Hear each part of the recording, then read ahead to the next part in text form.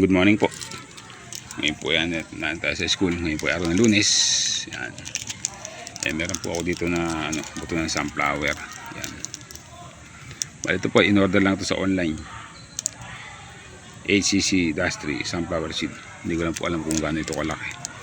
Ito po, maliit lang buto nito. Hindi ko alam kung lalaki ito. Pero, yun nga po, yung sunflower po kasi naitnatayin namin dito. Dati, yung mga nakaraang taon, yun po yung maliit lang ang buto. Hindi ko lang po alam kung anong variety ito, kung ano yung HCC na yan, +3. Hindi ko lang po alam kung gaano ito kalaki, at hindi ko lang po alam kung gaano ito kabilis tumubo, at kung gaano katagal to bago magbulaklak. Yan po, susubukan po natin ito. Bali nga po, magpupunla po ako dito muna. Gagamit po ako dito ng tray. Ito, pro tray po ito. Ito po yung mga nilalagyan ng mga ubas, pro tray. Tapos magagamitin po ako dito ng ito, garbage bag. Bali ito nga pong gugupitin ko po itong garbage bag. At isasapin ko po dito sa may pro tray na ito.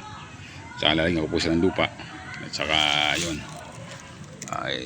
ipupunla ko nga po itong sunflower seeds na ito. Bali nga po yun, gugupitin po natin ito. At saka po natin ilalagay dito sa plastic tray na yan, sa fruit tray.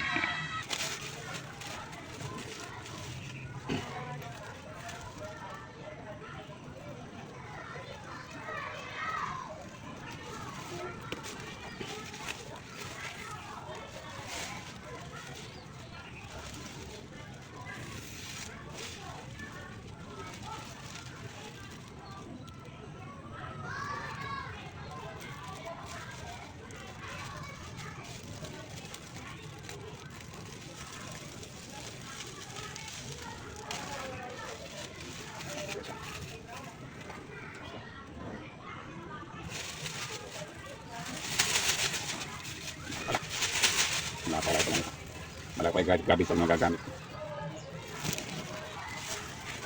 Okay.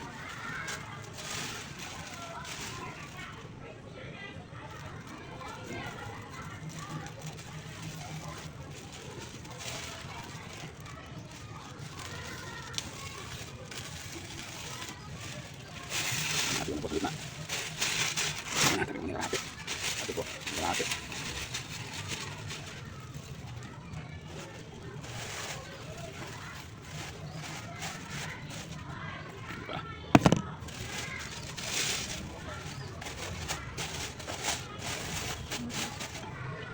Tinabas ko, liliit naman, kaya tama lang po yung ganyang kalaki. Yan, hindi na po yung gagawin ko sa kanya.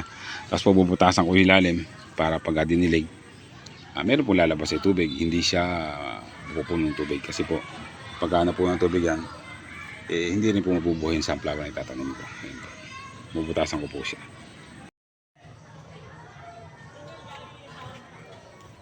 Kukuha na tayo ng lupa para lalagyan ko na ng lupa itong yung crates, doon ko pupunla yung sunflower seeds yan.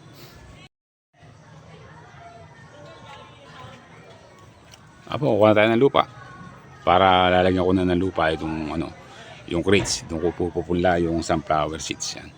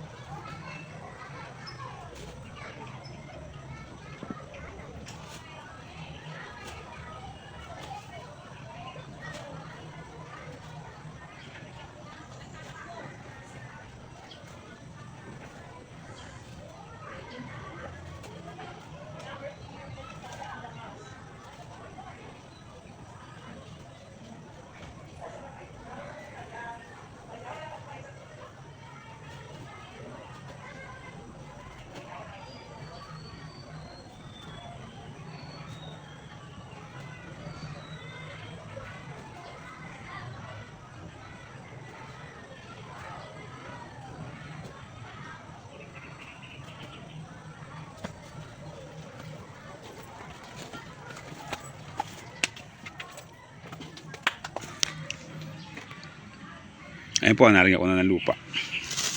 Hindi ko na po siya pinuno para hindi masyado mabigat.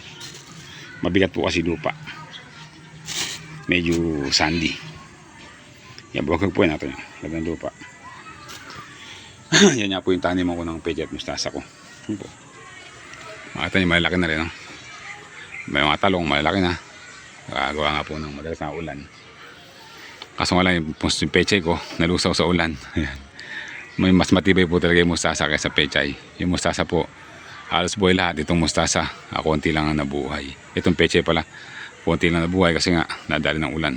Yan. So po, patuloy na po natin. Yan ang cut-cut ito. Bali yan, bubudbud lang po natin siya dito. Alam ko lang po siya ng konting ganyan, guguhitan ko lang na ganyan. Tapos tatabunan ko ng lupa. Mababaw lang po. Yan, ganyan, mababaw lang. Tapos tatabunan ko ng lupa. Pagka nabudbud ko na, tatabunan ko. Yan, nasa kamay ko na po itong mga buto ng sunflower. Akin na pong ibubudbud dito para maano sila, maipunla ko na. Tatabunan ko after nyan.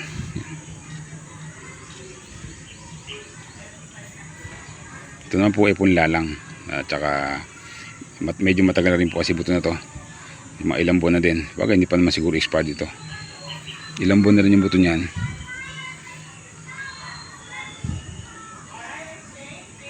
Yan, di baling dikit-dikit siya kasi punla lang naman ito.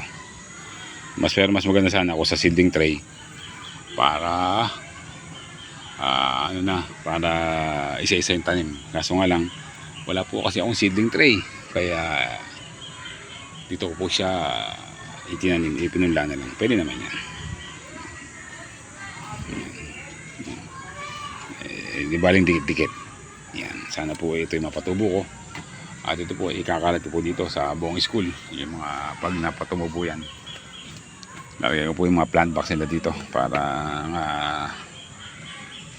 magkaroon kami ng sunflower na maganda. Dati kasi nung mga nakakaraang taon, marami po kami sunflower dito. Napakarami talaga. Dalawang lugar yung taniman namin dito, kaya napaganda dati nung halos sa pandemic time. At after pandemic, marami po kami dito sa sunflower. Ngayon po ako na lang tatanim dito.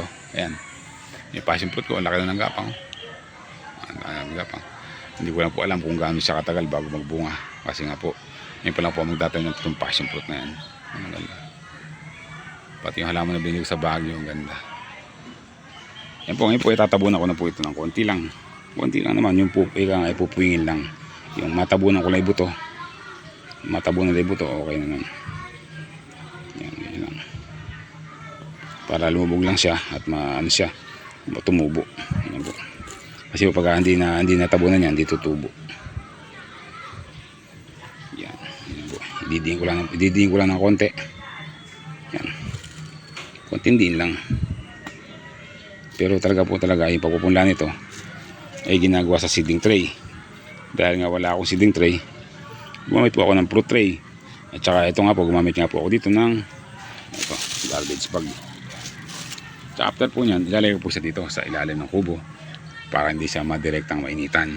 Yan, ganun po. At after po pala ito, kahit basa po yung lupa nyan, didigin ko rin po ng konti ito para mabasa din yung mga buto. Yan, ganun po.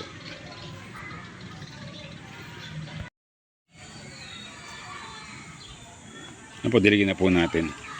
Bali na ako kung pandilig, itong luma na tumbler ko. Yun naman ang bata, luma na. Napulot ko dito yan. Yan. Yan, pandilig natin. Yan, maano lang. Yung dahan-dahan lang. Para hindi siya malunod. Mabasa lang po yung buto, okay na. Mayroon kasi ba malunod eh. Pagka nalunod, mabubulok. Kaya yung tamang dilig lang. Yan, nakapaganda po ng lupa, buhag na buhag. Yan, yun lang ang pagdilig yan. Mabasa lang yung lupa at makatikim ng konting basa yung buto. tutubo po yan kung tutubo siya.